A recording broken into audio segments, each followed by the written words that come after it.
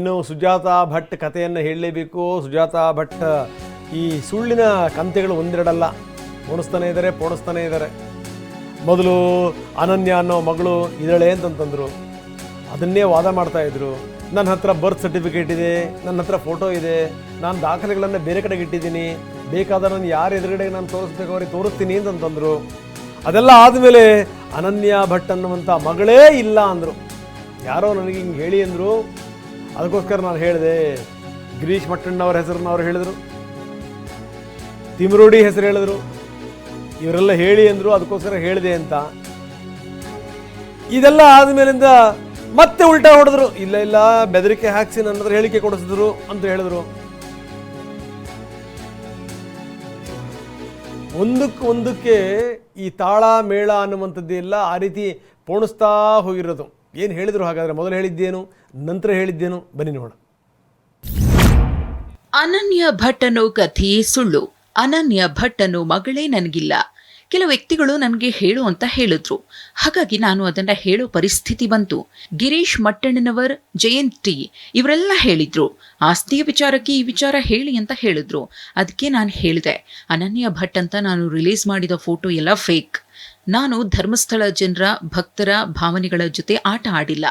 ಆಟ ಆಡೋ ಹಾಗೆ ಇವರು ಮಾಡಿದ್ರು, ನನ್ನ ತಲೆಯನ್ನ ಪ್ರೊವೋಕ್ ಮಾಡಿದ್ರು. ನನ್ನ ತಾತನ ಆಸ್ತಿಗೋಸ್ಕರ ನಾನು ಅನನ್ಯ ಭಟ್ ಕಥೆಯನ್ನ ಕಟ್ಟಿದ್ದೀನಿ. ನನಗೆ ಈ ರೀತಿ ಆಗುತ್ತೆ, ಇಷ್ಟರ ಮಟ್ಟಿಗೆ ಇದು ಹೋಗುತ್ತೆ ಅನ್ನೋದು ಗೊತ್ತಿರಲಿಲ್ಲ. ಇವರು ನನ್ನನ್ನ ದುರುಪಯೋಗ ಮಾಡ್ಕೊಂಡ್ಬಿಟ್ರು. ನಾನು ದೇಶದ ಜನತೆಗೆ, ಕರ್ನಾಟಕದ ಜನತೆಗೆ ಕ್ಷಮೆ ಕೇಳ್ತೇನೆ. ಧರ್ಮಸ್ಥಳಕ್ಕೂ ನಾನು ಕ್ಷಮೆ ಕೇಳ್ತೀನಿ. ನನ್ನನ್ನ ಇದರಿಂದ ಮುಕ್ತಿಗೊಳಿಸಿ. ತಾನು ಸತ್ತ ಮೇಲೂ ಕೂಡ ಈ ರೀತಿ ಫೋಟೋ ಎಲ್ಲ ಕಡೆ ಓಡಾಡ್ತಾ ಇದೆಯಲ್ಲ, ಪಾಪ ಆಯಮ್ಮನ ಸ್ಥಿತಿ ಏನು? ಆಕೆ ಆತ್ಮ ಅಲುಗಾಡಿರಬೇಕು. ಈಗ ಈಕೆ ಹೇಳಿದ್ರು, ಇಲ್ಲ ಇದೆಲ್ಲ ಕಟ್ಟುಕತೆ, ಇದು ಯಾರೋ ಹೇಳಿದ್ರು ಅದಕ್ಕೋಸ್ಕರ ಮಾಡಿದೆ ಅಂತ. ಅದಾಗಿ ಒಂದು ಸ್ವಲ್ಪ ಹೊತ್ತಿಗೆ ಮತ್ತೆ ತಿರ್ಗಾ ಉಲ್ಟಾ. ಇದೆಲ್ಲವೂ ಕೂಡ ಉಲ್ಟಾ ಮಾಡಿ ಆಕೆ ಕೊಟ್ಟಂಥ ಸ್ಟೇಟ್ಮೆಂಟ್ ಏನು? ಬನ್ನಿ ನೋಡ. ಅದೇ ಒಂದು ಚಾನಲ್ನವರು, ಯೂಟ್ಯೂಬ್ ಚಾನಲ್ನವರು ಇಂಥವ್ರ ಹೆಸರು ಹೇಳಿ ಹೀಗೆ ಮಾಡಿ ಅಂತ ಹೇಳಿ ನನ್ನನ್ನು ಪ್ರವೋಕ್ ಮಾಡಿ, ಆಸ್ತಿಗೋಸ್ಕರ ಇದು ಮಾಡಿದ್ದೀನಿ, ಇಂಥವ್ರದನ್ನು ಈ ರೀತಿ ಹೋಗಿದ್ದೀನಿ ಅಂತ ಎಲ್ಲ ಹೇಳಿ ನಿಮಗೆ ನಾನು ಸಹಾಯ ಮಾಡ್ತೀನಿ ಅಂತ ಹೇಳಿ ನನ್ನನ್ನು ಈ ರೀತಿ ಇದು ಮಾಡಿಕೊಂಡು, ನನಗೆ ಬುದ್ಧಿ ಇದೆ ಇಲ್ಲ ಅಂತ ಹೇಳ್ತಾ ಇಲ್ಲ. ದಯವಿಟ್ಟು ನಾನು SIT ಯಲ್ಲಿ ಏನು ಹೇಳಬೇಕು ಅದನ್ನು ನಾನು ಪ್ರೂವ್ ಮಾಡ್ತೀನಿ. ಇದ್ದಾಳೆ, ಕ್ಯಾರೆಕ್ಟರ್ ಇದ್ದಾಳೆ, ಇಲ್ಲ ಅಂತ ನಾನು ಹೇಳಲ್ಲ. ಅನನ್ಯ ಭಟ್ಟು ಇದ್ದಾಳೆ, ನನ್ನ ಮಗಳೇ, ಆಯ್ತಾ? ಅವ್ರು ಇಲ್ಲ ಅಂತ ಹೇಳಿಸಿ ನನ್ನನ್ನು ಈ ರೀತಿ ಪ್ರವೋಕ್ ಮಾಡಿದ್ದಾರೆ. ದಯವಿಟ್ಟು ಇಲ್ಲಿಗೆ ಸ್ಟಾಪ್ ಮಾಡಿ, ಆಯ್ತಲ್ಲ? ನಾನು SIT ಯಲ್ಲಿ ಹೋಗಿ SIT ತನಿಖೆಗೆ ಹೋಗ್ತಾ ಇದ್ದೀನಿ. ದಯವಿಟ್ಟು ಯಾವಾಗ ಹೋಗ್ತೀನಿ ಅಲ್ಲಿಗೆ ನಾನು ನಿಮ್ಗೆ ಕಾಲ್ ಮಾಡ್ತೀನಿ. ಅಲ್ಲಿ ಏನ್ ನಡೀತಾ ಇದೆ ಅದನ್ನು ನನಗೆ ಸೂಕ್ತವಾಗಿ ನಾನು ನಿಮ್ಗೆ ತಿಳಿಸ್ತೀನಿ. ಧರ್ಮಸ್ಥಳ ಪ್ರಕರಣಕ್ಕೂ ಅನಿತಾ ಭಟ್ಗೂ ಯಾವುದೇ ರೀತಿ ಇಲ್ಲ, ಅನನ್ಯ ಭಟ್ಗೂ ಅದಕ್ಕೂ ಸಂಬಂಧ ಇಲ್ಲ. ಅನನ್ಯ ಭಟ್ಗೂ ಈ ಧರ್ಮಸ್ಥಳ ಪ್ರಕರಣಕ್ಕೂ ಸಂಬಂಧ ಇಲ್ಲ ಅಂತ ನೇರವಾಗಿ ಹೇಳ್ತಾರೆ. ಹೌದು. ಈ ಅನನ್ಯ ಭಟ್ಟನ ಈ ಕೇಸಲ್ಲಿ ತರೋದಕ್ಕೆ, ಈ ರೀತಿಯಲ್ಲಿ ನಿಮ್ಗೆ ಹೇಳ್ಕೊಡೋದಕ್ಕೆ ಕೇಳಿದಂತ ವ್ಯಕ್ತಿ ಯಾರು? ಯಾವುದು? ಈ ಅನನ್ಯ ಭಟ್ಟನ ಧರ್ಮಸ್ಥಳ ಕೇಸಿಗೆ ಸಂಬಂಧಪಟ್ಟಾಗೆ ಮಾತಾಡಿ ಅವರ ಅಸ್ಥಿಯನ್ನು ಹುಡ್ಕೊಡಿ ಅಂತ ಹೇಳಿದ್ರಲ್ಲ, ಯಾರು ಹೇಳ್ಕೊಟ್ಟಿದ್ರು? ಅದು ನಾನೇ ಸ್ವತಃ ನಾನು ಹೋಗಿರೋದು. ಇದನ್ನ ಇವತ್ತಿ ಪ್ರವೋಕ್ ಮಾಡಿ ನನ್ನನ್ನು ಈ ರೀತಿ ಒಂಥರ ರೌಡಿಸಮ್ ಮಾಡಿ ಕಾರ್ ಒಳಗಡೆ ಕೂರಿಸಿಟ್ಟು ನನ್ನನ್ನು ಇದು ಮಾಡಿರೋದು. ಹೊರಗಡೆ ಬರ್ಲಿಕ್ಕೆ ಬಿಡ್ಲಿಲ್ಲ. ಏನಂತ ಹೇಳಿ ಕರ್ಕೊಂಡು ಒಬ್ರು ಲಾಯರ್ ಕರ್ಕೊಂಡು ಹೋಗಿರೋದು ನನ್ನನ್ನ. ಅವರು ಹೀಗೆ ಬರ್ತಾರೆ, ಅವರಿಗೆ ನೀವು ಈ ರೀತಿ ಹೇಳಬೇಕು, ಈ ರೀತಿ ಮಾಡಿ ಅಂತ ಆ ಲಾಯರ್ ನನ್ನನ್ನ ಹೇಳಿಸ್ಬಿಟ್ಟು ನಮ್ಗೆ ಬೇಕಾಗಿದ್ದವರು ಅಂತ ಹೇಳಿ, ಆಮೇಲೆ ನಾನು ಏನು ಈ ರೀತಿ ಹೇಳಿಸ್ಬಿಟ್ಟು ಇವರ ಹೆಸರನ್ನೆಲ್ಲ ಹೇಳಿ ಅಂತ ಹೇಳಿದ್ರು. ಗಿರೀಶ್ ಮಟ್ಟಣ್ಣವರ ಹೆಸರನ್ನು ಹೇಳೋದಕ್ಕೆ? ಹೌದು, ಹೇಳಿದ್ರು. ಗಿರೀಶ್ ಮಟ್ಟಣ್ಣ, ಮಹೇಶ್ ಶೆಟ್ಟಿ ತಿಮರೋಡಿ, ಆಮೇಲೆ ಇನ್ಯಾರದೋ ಒಂದೆರಡು ಜನರದ್ದು ಹೆಸರು ಹೇಳಿ ಅಂತ ಹೇಳಿದ್ರು. ನಾನು ಅದಕ್ಕೆ ಏನಕ್ಕೆ ಹೇಳಬೇಕು ಅಂತ ನಾನು ಕೇಳಿದೆ ಅವ್ರ ಹತ್ರ ಮಾತಾಡುವಾಗ. ಇಲ್ಲ, ನೀವು ಹೀಗೆ ಹೇಳಿದ್ರೆ ನಾನು ನಿಮ್ಮನ್ನ ಬಚಾವ್ ಮಾಡ್ತೀನಿ ಅಂತ ಹೇಳಿದ್ರು. ಹೇಳ್ಕೊಟ್ಟಿಲ್ಲ, ಯಾರು ಹೇಳಿಕೊಡ್ಲಿಲ್ಲ. ಇದು ಸತ್ಯಕ್ಕೆ ದೂರ. ನನ್ನ ಅನನ್ಯ ಭಟ್ಟು ನನ್ನ ಮಗಳೇ, ಆಯ್ತಲ್ಲ, ಅದನ್ನು ಎಲ್ಲಿ ನಾನು ಪ್ರೂವ್ ಮಾಡಬೇಕೋ ನಾನು ಅಲ್ಲಿ ಮಾಡ್ತೀನಿ. ದಯವಿಟ್ಟು SITಗೆ ಹೋಗೋ ತನಕನೂ ನೀವು ಯಾರು ನನಗೆ ತೊಂದರೆ ಕೊಡಬೇಡಿ. ಅದು ಬೇರೆ ವಿಚಾರ. ನಾನು ಆಸ್ತಿಯನ್ನು ಇದಕ್ಕೆ ಯಾವುದಕ್ಕೂ ತರಬೇಡಿ. ಅವ್ರು ಯಾರೋ ಹೌದು ಆಸ್ತಿ ವಿವಾದ ಇದೆ ಅಂತ ಹೇಳಿದ್ರೆ ಅದು ಹೌದು, ಹಾಗಂತ ನಾನು ಆಸ್ತಿಗೋಸ್ಕರ ನಾನು ಇದು ಮಾಡಿಲ್ಲ. ಯಾರಪ್ಪ ಅಡ್ವೊಕೇಟ್ ಹೆಸರು ಹೇಳ್ಬೋದಮ್ಮ ನಿಮ್ಗೆ ಆ ರೀತಿ ಮಾಡಿ ಇವ್ರ ಹೆಸರುಗಳೆಲ್ಲ ಹೇಳಿ ಅಂತ ಹೇಳ್ಕೊಟ್ರಲ್ಲ ಅಡ್ವೊಕೇಟ್? ನಾನು ಅದನ್ನು ಇವಾಗ ಹೇಳಲ್ಲ. ಫೋನ್ ಮಾಡಿ ಹೇಳಿದ್ರೆ ಅಥವಾ ನೇರವಾಗಿ ಸಂಪರ್ಕ ಮಾಡಿದ್ರೆ? ಅವ್ರು ನೇರವಾಗಿ ನನ್ನನ್ನು ಸಂಪರ್ಕ ಮಾಡಿ ಅವ್ರು ನನ್ನ ಹೆಸರು ಹೇಳಿಲ್ಲ.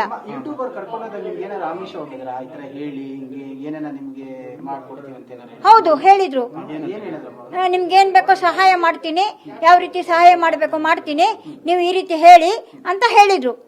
ನಾನು ದುಡ್ಡಿನ ಆಸೆಗೆ ಹೋಗ್ಲಿಲ್ಲ, ಅದು ಅರ್ಥ ಮಾಡ್ಕೊಳ್ಳಿ. ನನಗೆ ನ್ಯಾಯ ಬೇಕು, ನನ್ನ ಮಗಳಿಗೆ ನ್ಯಾಯ ಬೇಕು, ಅಷ್ಟಕ್ಕೆ ನಾನು ಸೀಮಿತವಾಗಿದ್ದೀನಿ. ನಾನು ಎಲ್ಲಿ ಹೇಳಬೇಕು ಅಲ್ಲಿ ಹೇಳ್ತೀನಿ, ಸಾಕು. ದಯವಿಟ್ಟು ನಾನು SIT ಮುಂದೆ ನಾನು ಹೋಗ್ತಿದ್ದೀನಿ, ಯಾವಾಗ ಹೋಗ್ತೀನಿ ಆವಾಗ ನಿಮ್ಮನ್ನೆಲ್ಲರನ್ನು ಕರೆಸ್ತೀನಿ, ಅಲ್ಲಿ ನಾನು ನಿಮಗೆ ಸ್ಟೇಟ್ಮೆಂಟ್ ಕೊಡ್ತೀನಿ.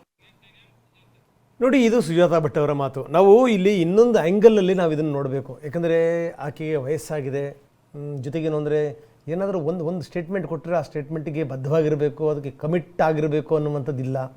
ನನಗನ್ಸುತ್ತೆ ಈಕೆಗೆ ಸರಿಯಾದ ರೀತಿಯಲ್ಲಿ SIT ಅಧಿಕಾರಿಗಳು ಆಸ್ಪತ್ರೆ ಸೇರಿಸಬೇಕು ಫಸ್ಟು ಅಂತ. ಯಾಕಂದರೆ ಕೆಲವು ಸಂದರ್ಭಗಳಲ್ಲಿ ಈಕೆಯನ್ನು ನೋಡಿಬಿಟ್ರೆ ಕೋಪ ಬರುತ್ತೆ ಈ ಕೇಳೋರಿಗೆ ನೋಡೋರಿಗೆ, ಏನು ಅಮ್ಮ ಒಂದೊಂದು ಸಂದರ್ಭದಲ್ಲೂ ನನ್ನ ಆಡ್ತಾಳಲ್ಲ ಅಂತ. ಆದರೆ ಜೀವನದಲ್ಲಿ ಏನೇನೋ ಅನುಭವಿಸಿ ಏನೇನೋ ಬಂದು ಎಲ್ಲಿಗೋ ನಿಂತಿರೋಂಥ ಈಕೆ ಗತಿ ಏನು? ಯಾರ್ಯಾರು ಈಕೆಯನ್ನು ಬಳಸ್ಕೊಂಡ್ರು, ಅದನ್ನು ಹೇಳಮ್ಮ ನೀನು, ಇದನ್ನು ಹೇಳಮ್ಮ ನೀನು ಅಂಥೇಳಿ ಯಾರ್ಯಾರು ಹೇಳ್ಕೊಟ್ರು. ಈಕೆಗೆ ಸರಿಯಾದ ರೀತಿಯ ಚಿಕಿತ್ಸೆ ಕೊಡಬೇಕು ಫಸ್ಟು, ಆಮೇಲೆ SIT ಅವರು ಈಕೆಯ ವಿಚಾರಣೆ ಮಾಡಬೇಕು. ಈಗ ಈಕೆ ಹೇಳ್ತಾ ಇದ್ದಾಳೆ 29ನೇ ತಾರೀಕು ನಾನು ವಿಚಾರಣೆ ಬರ್ತೀನಿ ಅಂತ.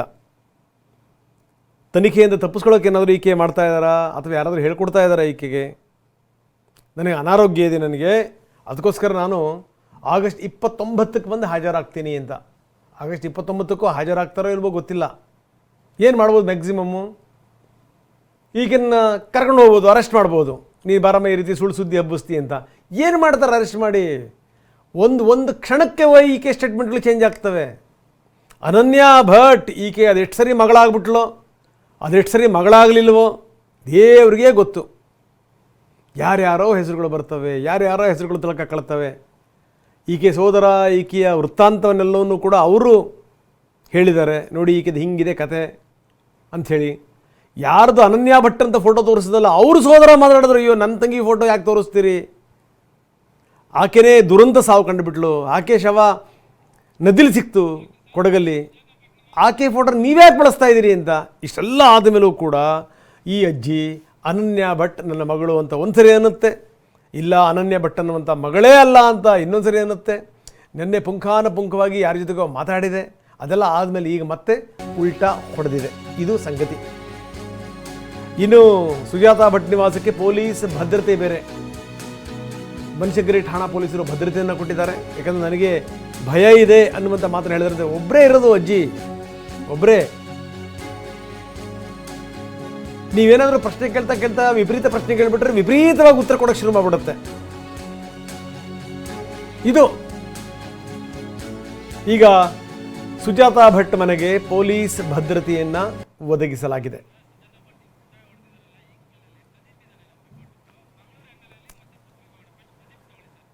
ಬರೀ ನಮ್ಮ ಪ್ರತಿನಿಧಿ ಪ್ರದೀಪ್ ನಮ್ಮೊಂದಿಗೆ ಈಗ ನೇರ ಸಂಪರ್ಕದಲ್ಲಿದ್ದಾರೆ. ಪ್ರದೀಪ್, ಏನಿದು ನಾನು ಹೇಳ್ತಾ ಇದ್ದೆ, ಬಹುಶಃ ಏನು ಅಂದರೆ SIT ಅಧಿಕಾರಿಗಳು ಈಕೆಯನ್ನು ಏನಾದರೂ ವಿಚಾರಣೆ ಮಾಡುವಂಥ ಸಂದರ್ಭದಲ್ಲಿ ಮೊದಲು ನೀಟಾಗಿ ಆಸ್ಪತ್ರೆ ತೋರಿಸ್ಬೇಕು. ಯಾಕಂದರೆ ಈಕೆ ಕೊಡುವಂಥ ಸ್ಟೇಟ್ಮೆಂಟ್ಗಳು ಒಂದಕ್ಕೊಂದಕ್ಕೆ ತಾಳ ಇಲ್ಲ, ಮೇಳ ಇಲ್ಲ. ಯಾರ್ಯಾರು ಏನೇನು ಒತ್ತಡ ಹಾಕ್ತಾರೋ, ಯಾರ್ಯಾರು ಏನೇನು ಹೇಳಿಸ್ತಾರೋ. ಅನನ್ಯಾ ಭಟ್ ಅದೆಷ್ಟು ಸರಿ ಮಗಳಾದ್ಲೋ, ಅದೆಷ್ಟು ಸರಿ ಮಗಳಾಗಲಿಲ್ವೋ, ಈಗ ಮತ್ತೆ ಅನನ್ಯಾ ಭಟ್ ಅನ್ನುವಂಥ ಮಗಳಿರುವಂಥದ್ದು ನಿಜ. ಈ ರೀತಿಯೆಲ್ಲ ಈ ಸ್ಟೇಟ್ಮೆಂಟನ್ನು ಅಜ್ಜಿ ಹೊಡಿತಾ ಇದೆ. ಇದೆಲ್ಲದರ ಜೊತೆಗೆ ಅಂತಂದರೆ SIT ವಿಚಾರಣೆಗೆ ನಾನು ಮುಂದಿನ ದಿನಗಳಲ್ಲಿ ಹಾಜರಾಗ್ತೀನಿ ಅನ್ನುವಂಥ ಮಾತಂದರೆ 29ನೇ ತಾರೀಕು ಹಾಜರಾಗ್ತೀನಿ ಅನ್ನೋ ಮಾತನ್ನು ಕೂಡ ಹೇಳ್ತಾ ಇದೆ. ಜೊತೆಗೆ ನೀವು ಆ ಮನೆಯ ಮುಂಭಾಗದಲ್ಲಿ ನೀವು ಇದ್ದೀರಿ, ಪೊಲೀಸ್ ಭದ್ರತೆಯನ್ನು ಕೂಡ ಹಾಕಲಾಗಿದೆ. ಏನಿದೆ ಹೆಚ್ಚಿನ ವಿವರ ಪ್ರದೀಪ್?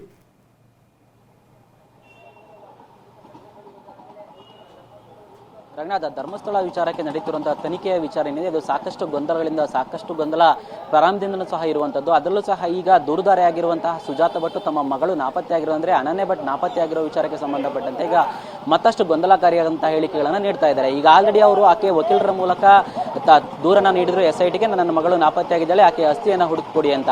ಆದರೆ ನಿನ್ನೆ ಒಂದು ಯೂಟ್ಯೂಬ್ ಚಾನಲ್ಗೆ ಆಕೆ ಸಂದರ್ಶನವನ್ನು ನೀಡುವಾಗ ಈ ಒಂದು ಕತೆ ಅಂದರೆ ಅನನ್ಯ ಭಟ್ ಎಂಬ ಕತೆ, ಮಗಳು ಎಂಬ ಕತೆ ಎಲ್ಲವೂ ಸುಳ್ಳು, ನನಗೆ ಈ ರೀತಿ ಹೇಳ್ಕೊಡಿ ಹೇಳಿ ಅಂತ ಹೇಳಿ ಗಿರೀಶ್ ಮಟ್ಟಣ್ಣ ಮತ್ತು ಜಯಂತ್ ಸೇರಿದಂತೆ ಇನ್ನೂ ಅನೇಕರು ನನಗೆ ಹೇಳಿದ್ರು ಅಂತ ಹೇಳಿ ಆಕೆ ಸ್ಟೇಟ್ಮೆಂಟ್ ಅನ್ನು ನೀಡಿರ್ತಾರೆ. ಈ ಒಂದು ವಿಡಿಯೋ ವೈರಲ್ ಆದ ಕೆಲವೇ ಗಂಟೆಗಳಲ್ಲಿ ಮತ್ತೆ ಮಾಧ್ಯಮಕ್ಕೆ ಪ್ರತಿಕ್ರಿಯೆ ನೀಡುವಂಥ ಆಕೆ, ಇಲ್ಲ ನನಗೆ ಯೂಟ್ಯೂಬರ್ಸ್ಗಳೆಲ್ಲ ಸೇರಿ ನನಗೆ ರೌಡಿಸಮ್ ಅನ್ನ ಮಾಡಿ ಕಾರಿನೊಳಗಡೆ ಕೂರಿಸ್ಕೊಂಡು ನನ್ನ ಅಕ್ರಮವಾಗಿ ಅಲ್ಲಿ ಕೂರಿಸ್ಕೊಂಡು ನನ್ನ ಹೊರಗಡೆ ಬರಬಾರ ರೀತಿ ಇದೇ ರೀತಿ ಹೇಳಿಕೆ ಕೊಡಬೇಕು ಅಂತ ಹೇಳಿ ನನ್ನ ಹೇಳಿಕೆಯನ್ನು ಕೊಡಿಸಿದ್ರು.